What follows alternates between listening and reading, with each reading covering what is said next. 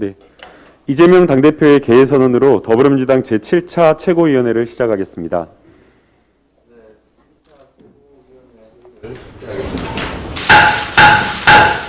네, 먼저 이재명 당대표의 모두 발언이 있겠습니다.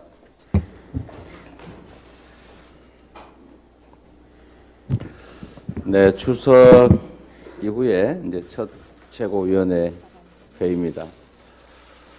이번에는 태풍 피해에 더해서 이제 높은 물가 그리고 경제적 어려움들 때문에 우리 국민 여러분께서 꼭 즐겁지만은 못한 추석을 보내셨을 것으로 생각이 됩니다. 국가의 정치를 맡고 있는 한 사람으로서 대단히 죄송스럽게 생각합니다. 더 나은 세상 그리고 더 나은 삶의 환경을 만들기 위해서 앞으로도 계속 최선을 다하겠습니다. 이 어려운 와중에도 우리를 기쁘게 하는 하나의 사건이 있었습니다. 오징어 게임이 비영어권으로는 처음으로 에미상 6관왕을 수상했다고 합니다. 우리 대한민국의 정말 위대한 창의력과 문화예술적 역량, K 콘텐츠 또 K 컬처를 전 세계에 공인받은 그런 쾌거라고 생각이 됩니다. 문화예술에 대한 관심과 지원을 대폭 늘려야 된다는 말씀을 차제해 드리고 싶습니다. 앞으로 미래산업의 핵심은 문화 콘텐츠일 것이다라고 보통 예상을 합니다. 기술 문명의 발전 때문에 이제 여가 시간이 늘어나고 문화 콘텐츠에 대한 수요가 매우 대폭 늘어날 것이기 때문에 아마도 우리가 문화예술 분야에 관심과 투자를 지금보다는 좀 더 확대해 간다면 새로운 산업으로도 또 우리 국민들의 세계적 자긍심을 높이는 데에도 또 우리 국민들의 삶의 질을 높이는 데도 큰 도움이 될 것이라는 생각이 듭니다. 우리 민주당도 노력하겠지만 정부 여당의 각별한 자세의 전환을 촉구합니다.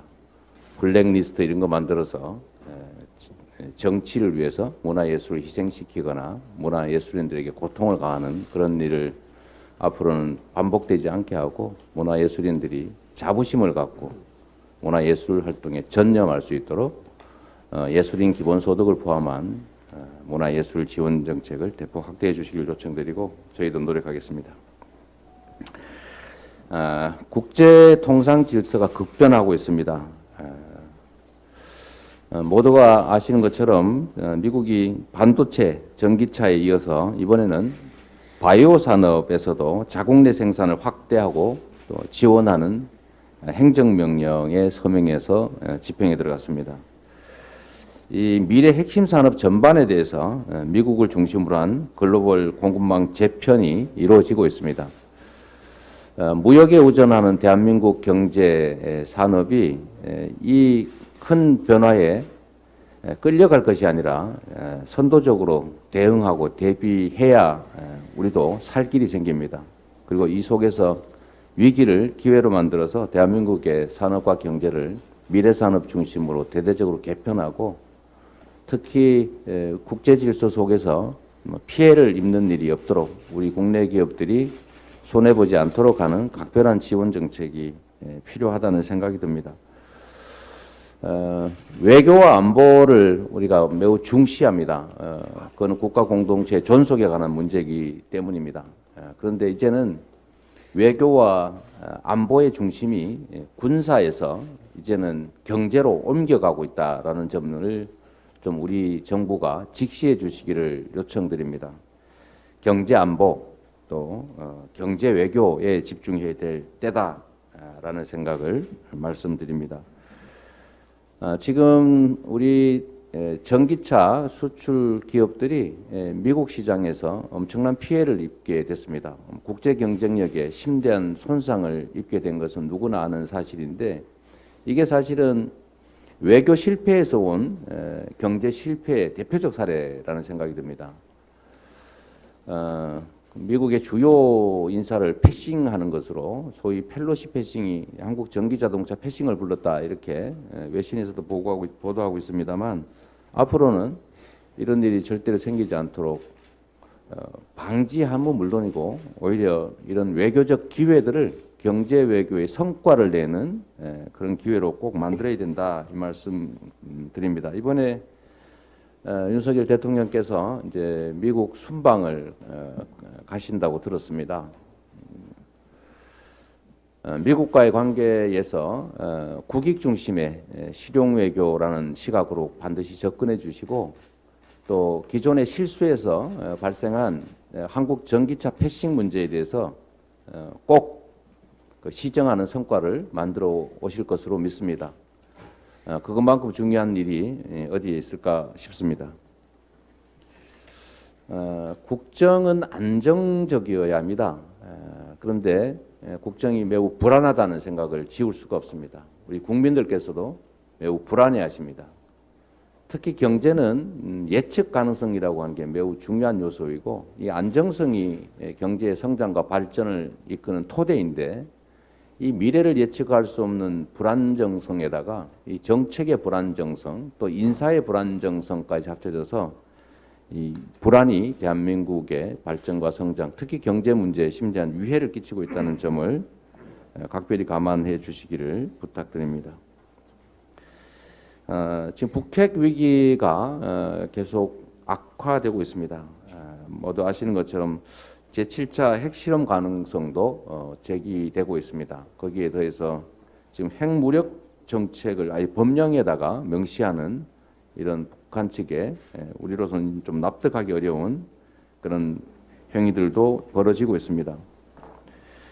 핵을 방어용이 아닌 선제 공격용으로까지 활용할 수 있다는 의도를 드러냈다라고 판단이 되기 때문에 매우 충격적이고 심각한 사태라는 판단이 듭니다.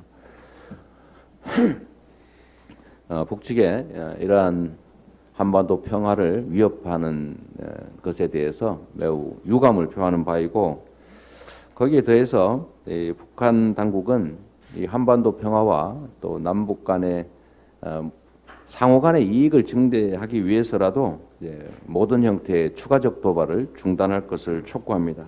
그리고 동시에 대화와 협상의 테이블로 다시 복귀할 것을 촉구하는 바입니다. 우리 정부와 또 미국, 중국 같은 이 주변국들도 지금 약간의 생각을 좀 바꿔야 될 때가 아닌가 생각이 듭니다. 지난 30여 년 동안에 북핵 위기가 이어졌는데 그중에 일부 기간에는 북한 붕괴론이라고 하는 그 허상에 기대서 이 제재와 압박 일변도의 정책을 취해왔습니다.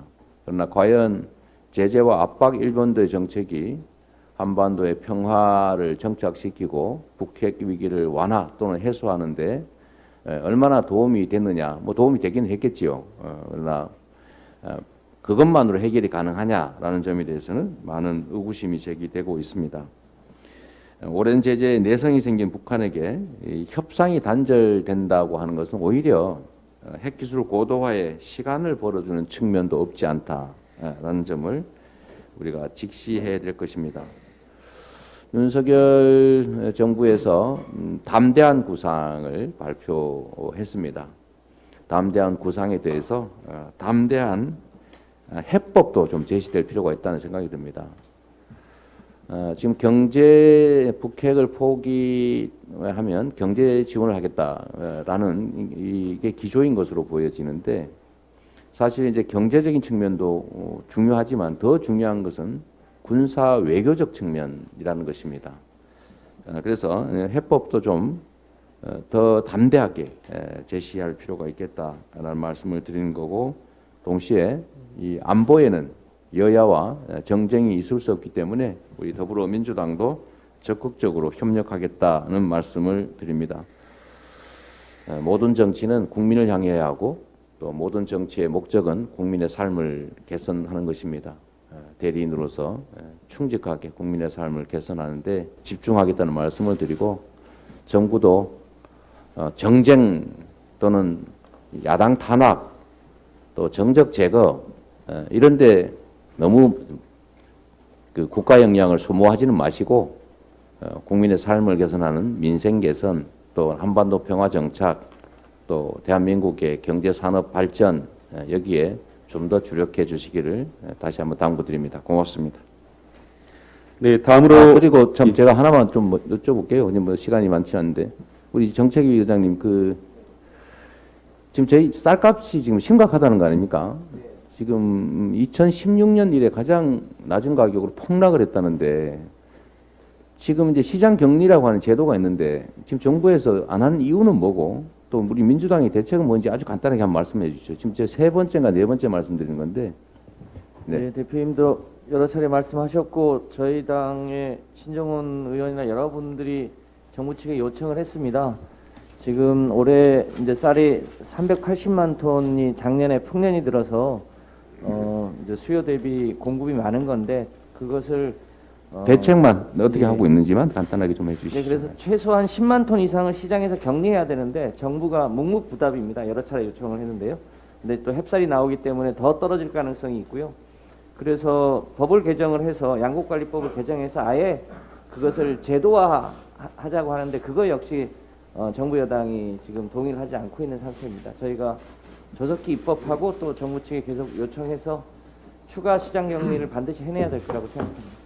이번 예산 편성 과정에서도 이 시장 격리 비용을 반드시 좀 규모 있게 확보하고 두 번째는 정기국회에서 자동 개입 조항, 의무 시장 격리 제도를 반드시 도입하는 그 법안을 통과시키도록 노력해야 되겠죠? 네, 네, 고맙습니다.